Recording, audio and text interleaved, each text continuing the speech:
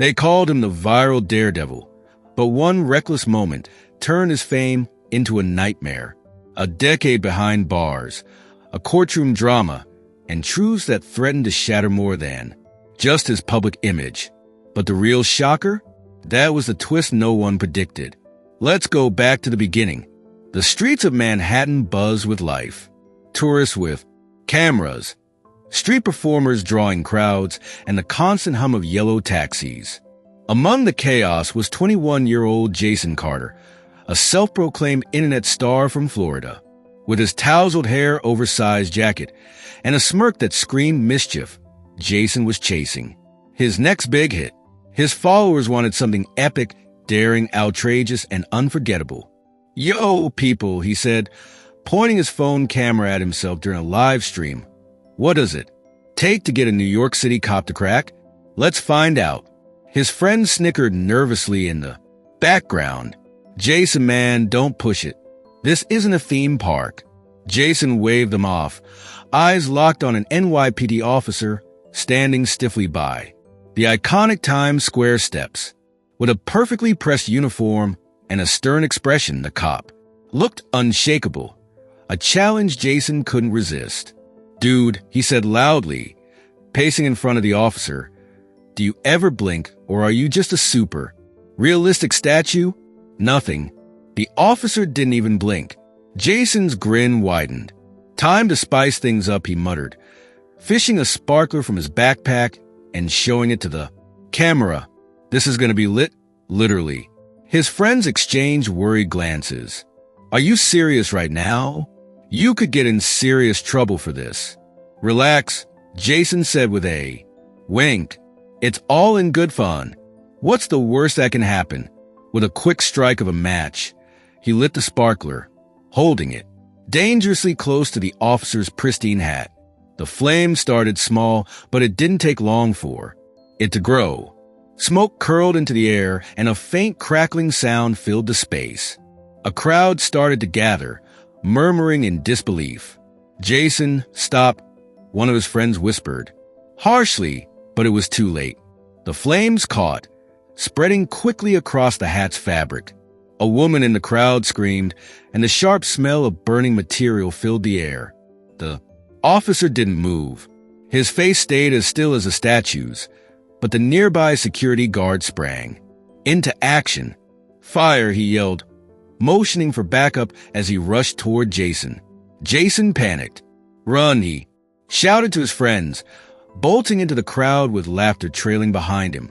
"Did you see that? We just made history." And in a way, they did. Within an hour, the video, titled "Officer on Fire Prank," exploded online. Comments poured in. "Legendary move. Someone called the fire department for this guy's brain. This dude is gonna regret it big time." Jason was soaking up the attention in his hotel room when a loud knock at the door made him freeze. He opened it to find two stern-faced detectives staring at him. "Jason Carter," one asked. Jason gulped. Can I help you?" "You're under arrest for reckless endangerment, property damage, and disrupting public order," the detective replied coldly. "What? Wait, seriously?" "It was just a joke," Jason protested, but the cuffs clicked into place before he could say another word. Jason's laughter disappeared as reality sank in. He found himself in a cold, cramped holding cell, the stark metal bench beneath him offering no comfort. Across the room sat a burly man with tattoos snaking up his arms, who gave Jason a curious look. "So what did you do, kid? Rob a store?" the man asked. Jason sighed. I set a cop's hat on fire for a video." The man blinked, then burst into roaring laughter. "You're kidding. You've got guts. I'll give you that. But guts won't save you now." The next day, Jason stood in a packed courtroom. Reporters and protesters swarmed outside, some demanding justice, others shouting about free speech. His lawyer, a sharp and quick-witted woman named Elena Diaz, leaned in. "Jason, no jokes.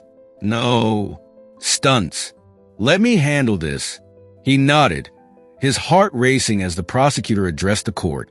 Your Honor, this was no innocent prank.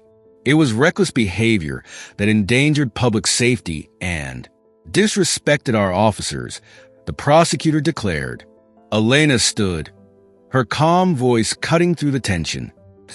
My client is a young man who made a poor decision. There was no malice, only a misguided attempt to entertain. He takes full responsibility for his actions. Jason watched, silent but filled with regret, as the proceedings unfolded. He had wanted to make people laugh, but now he was learning the hard way that actions, even those meant as jokes, had real consequences. Jason sat frozen, his face pale, as the courtroom lights dimmed and the screen came to life. There was his viral clip, his laughter, his smug expression, and the words, "This is gonna be epic." Every second of the video played like a nail in the coffin of his fate. Finally, the judge, a sharp-eyed man with a voice like gravel, delivered his decision. Jason Carter, I hereby sentence you to 10 years in prison without parole. The room erupted. Gasps, cries of disbelief, and the relentless clicking of cameras filled the air. What?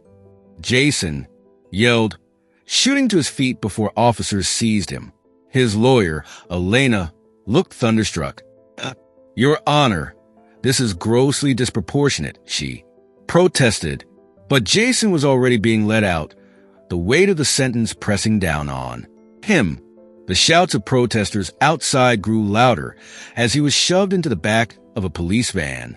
Through the barred windows, he watched the chaos unfold.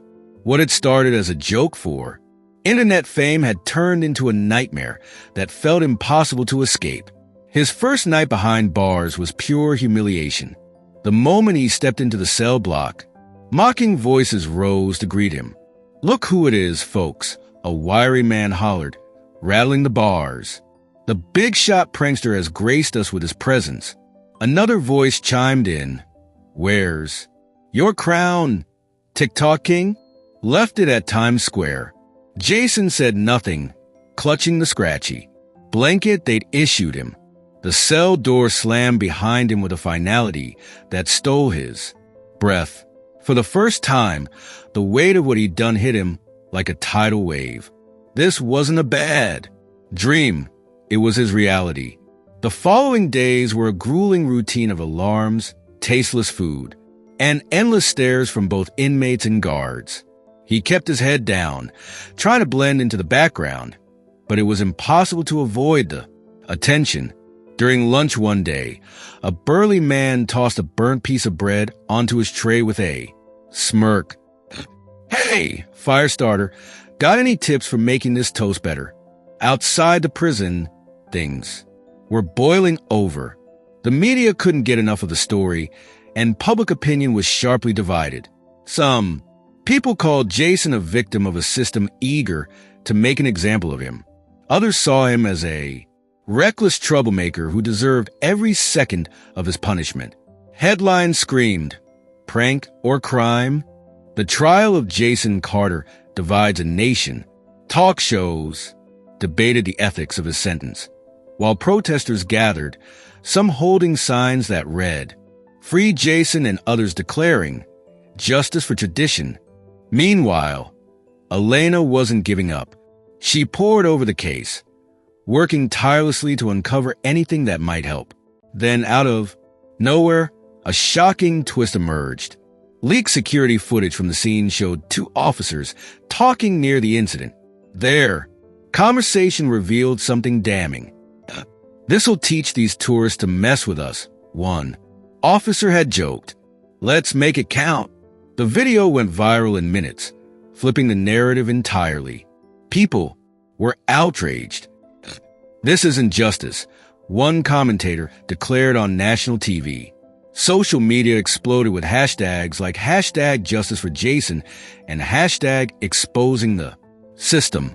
Elena immediately filed for an appeal, using the footage to argue that Jason's case had been manipulated to serve as a warning rather than to uphold fairness. The international outcry put pressure on the judicial system, forcing them to act swiftly. The appeal hearing was a media circus, with journalists and spectators packing the courtroom. Elena stood firm, her voice steady and commanding. "This isn't about excusing my clients' actions," she began. "It's about ensuring justice is served fairly. What happened here was a gross misuse of authority." The prosecution tried to maintain their stance, but the leaked footage had already dismantled their argument. Even the judge seemed uneasy.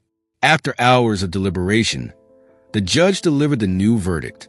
While Mr. Carter's actions were undeniably reckless, the evidence presented raises serious concerns about the integrity of his initial trial. His sentence is hereby reduced to time served. "Jason Carter, you are free to go." Cheers erupted in the courtroom. Jason sat in stunned silence, the weight of relief washing over him as Elena leaned over with a smile. "You're going home."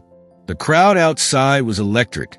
Supporters cheered as Jason emerged, blinking in the sunlight. Reporters swarmed him, but he kept his words brief. "I made a huge mistake, and I've learned from it. I'm grateful to everyone who believed in me."